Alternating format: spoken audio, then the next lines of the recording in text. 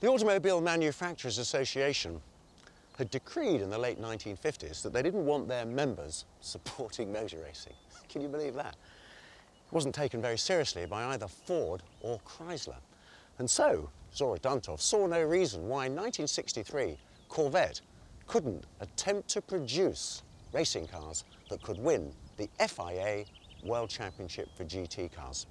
After all, they had a really good product, the 1963 Aero Coupe, as a basis. It had an independent rear suspension, and he felt that if he could get the weight down, well, he could produce a competitive car. The FIA wanted at least 100 cars to be built to homologate them as an international GT car. Now, of course, Duntov wasn't the only person thinking of that championship. Ford had got very heavily into bed with Carroll Shelby and his Cobras. Now, there's a man not to be trifled with. He got his Cobras homologated all right, he got the support he wanted from Ford's. Well, he went on, of course, to win the FIA Championship in 1965. But let's have a look, shall we, under here, because this is one of the ways that Duntov got the weight of his Gran Sport models down. That is a very special 377 cubic inch all aluminium engine that he had specially built. And of course, originally in 1963, the 5 cars, and only 5 cars that he got to build, were all fixed head coupes. Well, of course, it was all very sad. The AMA had found out about the Gran Sports.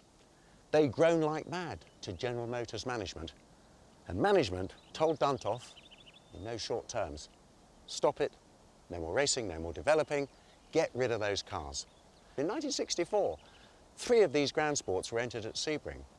Even though John Miles in his big Cobra was leading the class, he didn't finish. It was Roger Penske and Jim Hall who won their class in one of the Gran Sports. It was in that same year, 1964, that 2 of the chassis, 001 and 002, were converted from coupes into roadsters. This is chassis 001.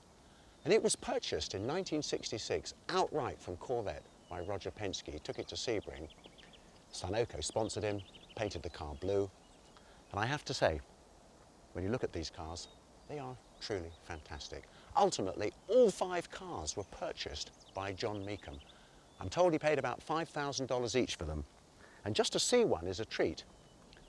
But to get to drive one, well, that's something else.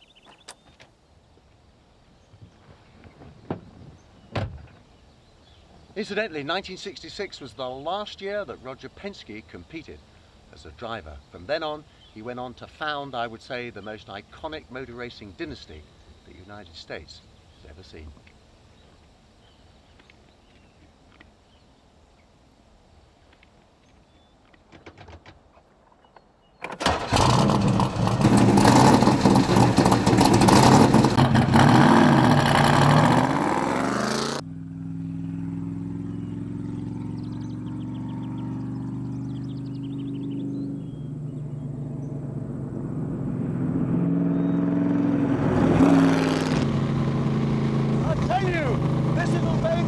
Amazing nut!